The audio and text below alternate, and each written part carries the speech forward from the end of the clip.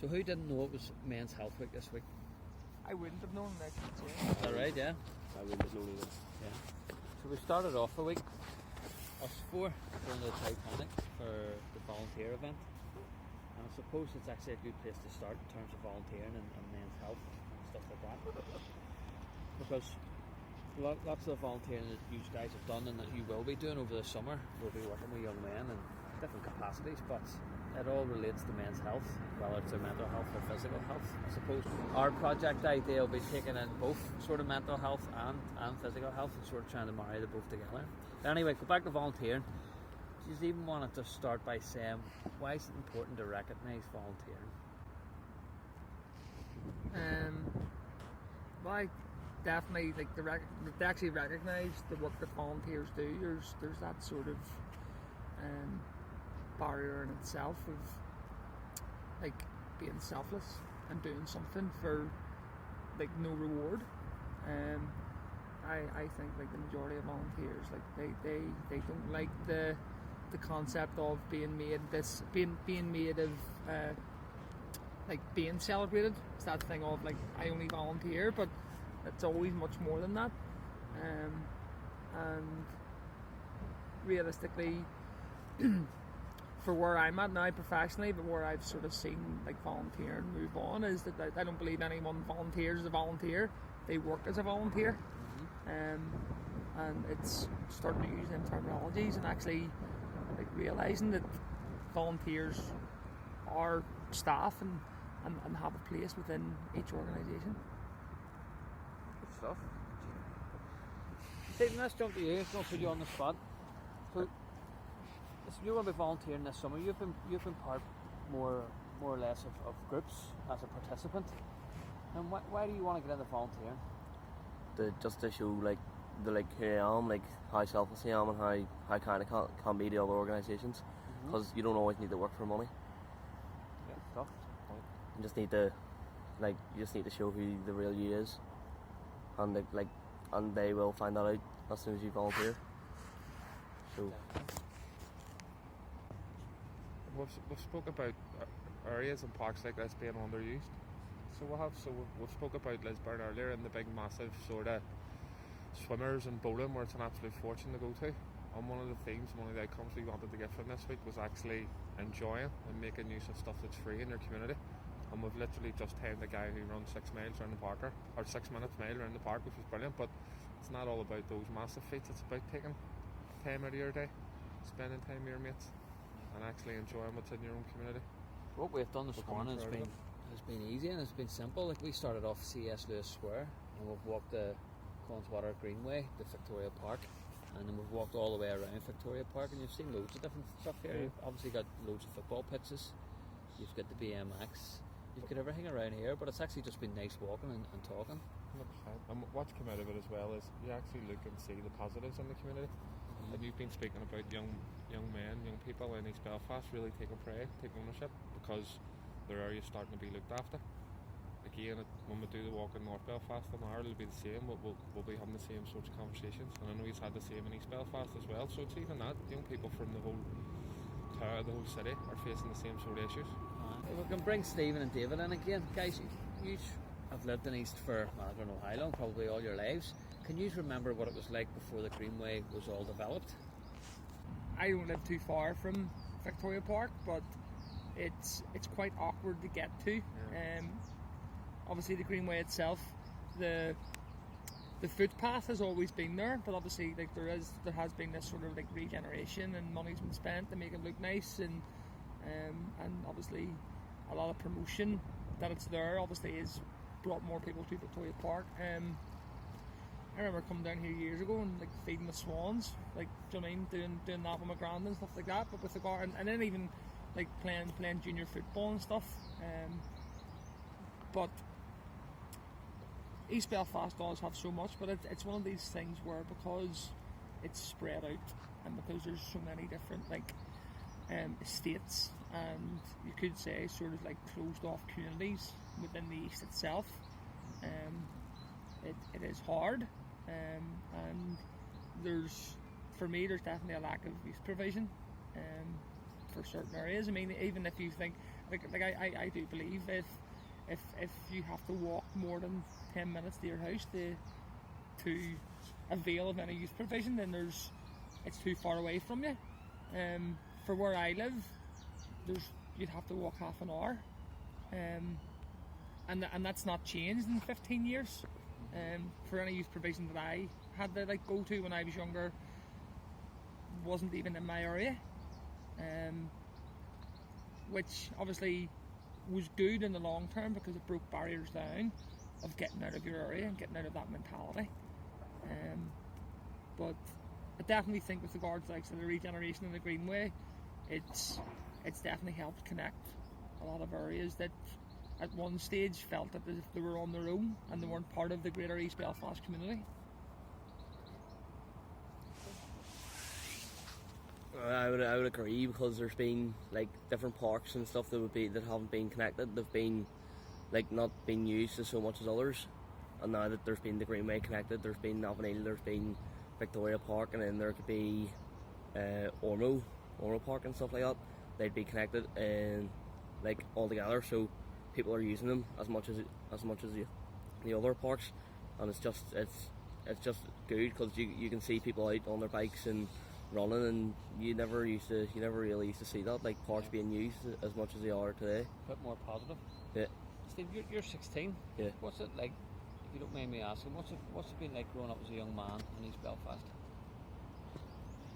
Well, there has been negatives, but then again there would be positive, because the likes of football pitches that's been provided in different parks you would use, but it's not so much as being bad, but then again it's been enjoyable, just growing up to see differences in East Belfast with the parks. Are you proud to be from East Belfast? 100%, yeah. What makes you proud? Just it's a great place to live. People would have the side of it they would look into the past and think that it's a bad place to go with riots and all that sort of stuff, but it's 100% I'd say it's a good place to live with the changes. Is there any sort of where in East Belfast, or has there been any time where you have felt unsafe?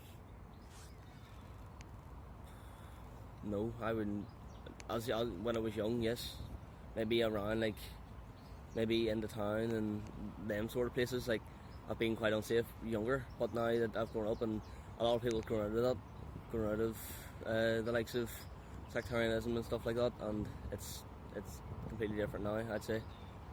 Just for everybody, just to jump in, but when we think about Men's Health Week, we do think about physical fitness.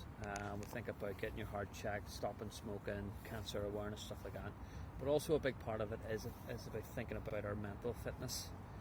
And it would be good just to bring people in now, just to maybe open a discussion about mental fitness and how have we become more aware of it, or how have you personally become more aware of it, and are we doing anything that we weren't doing before that's improving our lives? Just in cause of Men's Health Week, or in general?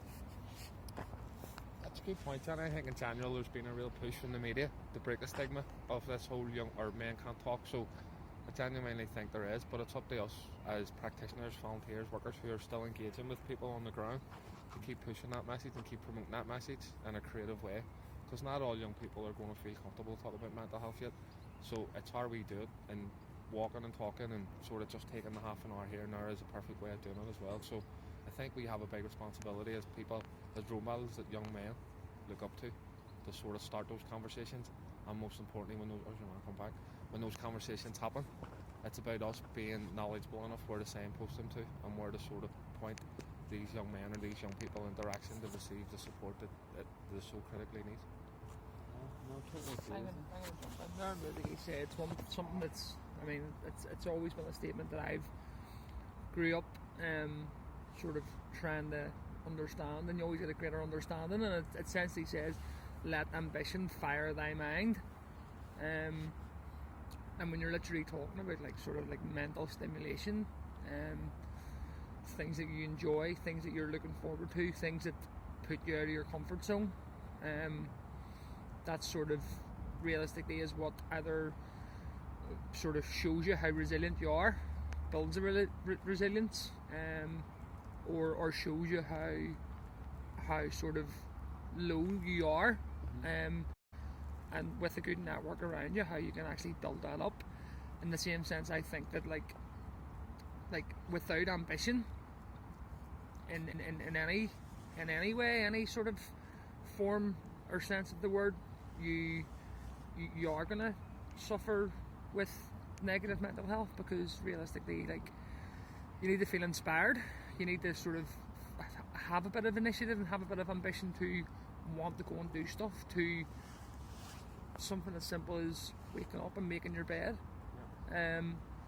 From my understanding and from my learning, that's one of the key things to actually kickstart your day if you're feeling low, and try and like fight back when you are sort of suffering from poor mental health.